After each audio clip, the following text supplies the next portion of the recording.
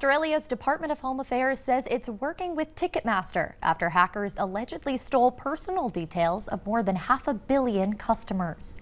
The Shiny Hunters hacking group is reportedly demanding a $500,000 ransom payment to prevent the information from being sold to other parties.